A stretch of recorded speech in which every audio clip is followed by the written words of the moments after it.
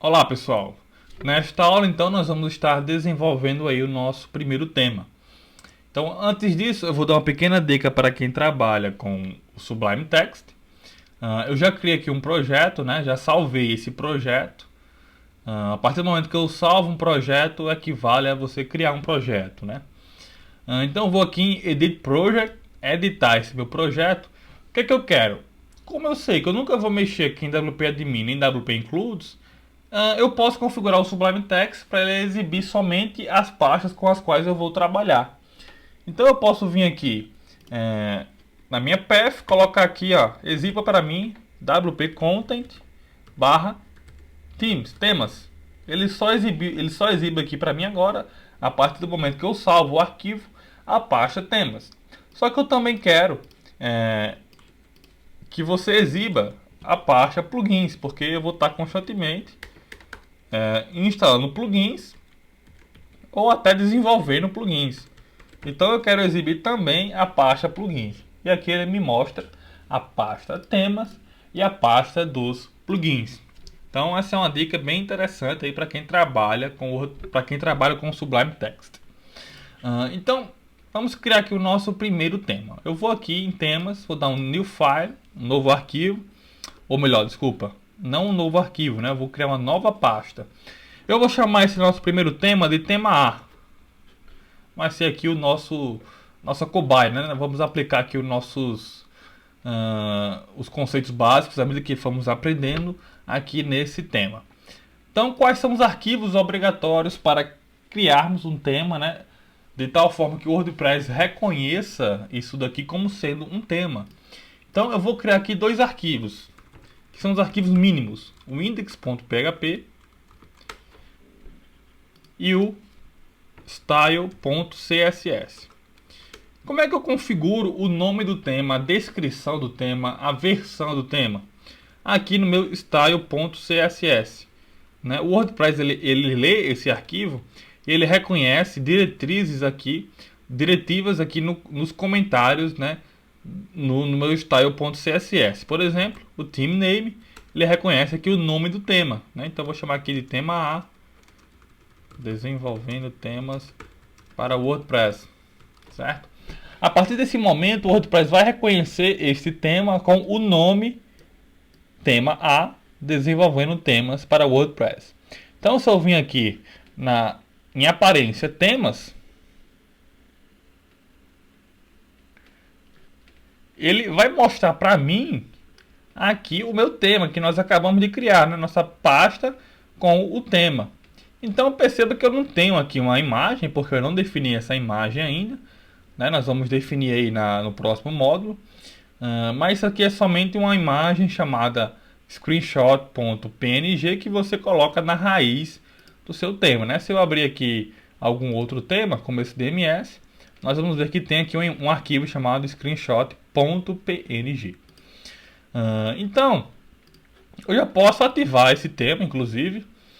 Só que logicamente, se eu for aqui em visitar site, eu vou ter, na verdade, o arquivo index.php, né? Que eu salvei ele com...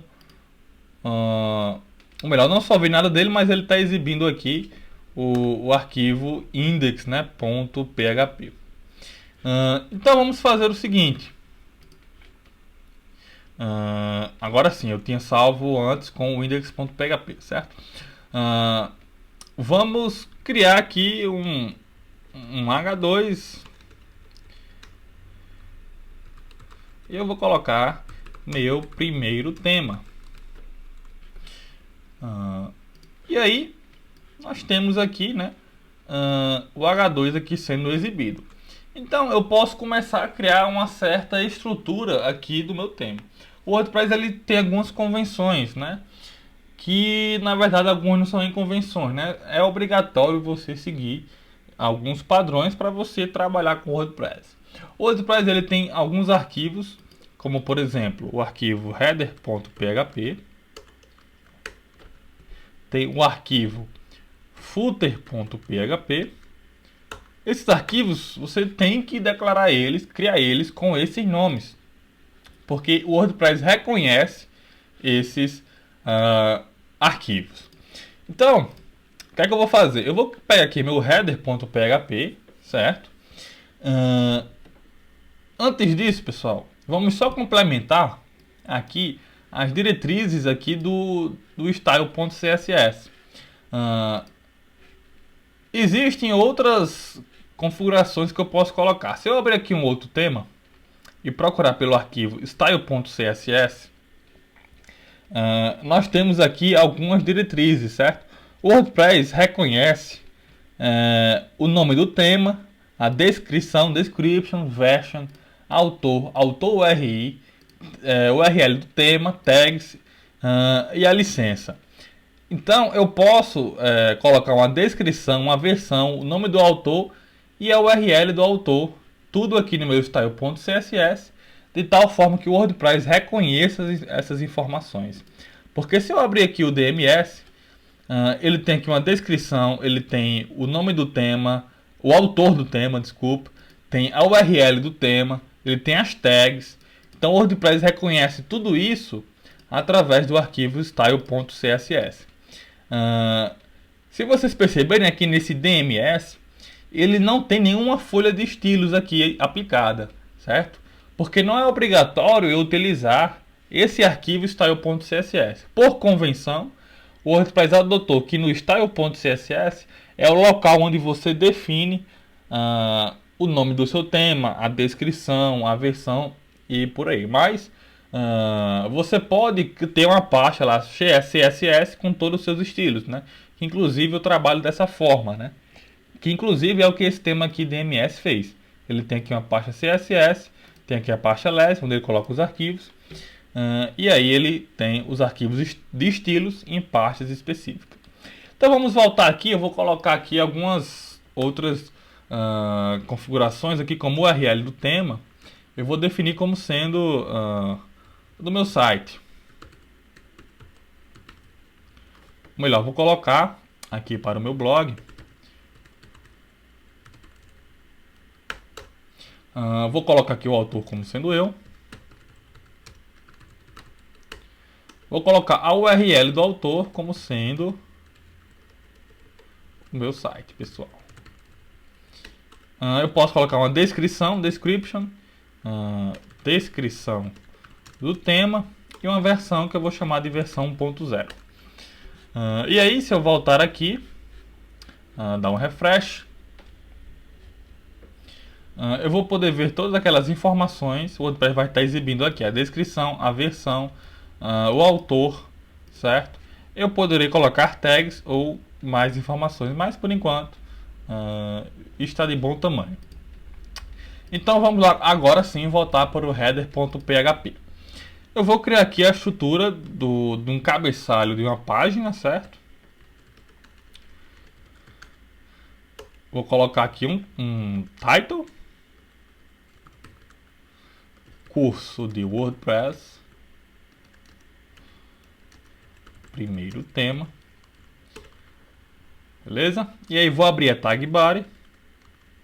Só que a tag body, eu não vou fechar a tag body aqui, porque eu tenho que fechar ela só no footer, né? Porque o meu conteúdo ele vai dentro, ou melhor, ele vai no meio, né? Vai entre o cabeçalho e entre o rodapé. Então aqui no footer eu vou colocar aqui o fechamento da tag body e o fechamento da tag HTML. E aí o que é que eu vou fazer agora? Eu vou vir aqui no meu index, certo? Vou chamar uma função, a nossa primeira função do WordPress que nós vamos ver, que é a função getHeader. Ou seja, pegue o cabeçalho e ele carrega o cabeçalho para mim. E aqui embaixo eu vou colocar getFooter, carregue o rodapé para mim. Então beleza, se nós carregarmos aqui a página, não vamos ter nenhuma modificação aqui aparentemente, né? Mas já percebemos aqui o tema aqui, ele foi, o título, né? Desculpa, ele foi alterado, beleza? Então o que é que eu vou fazer agora?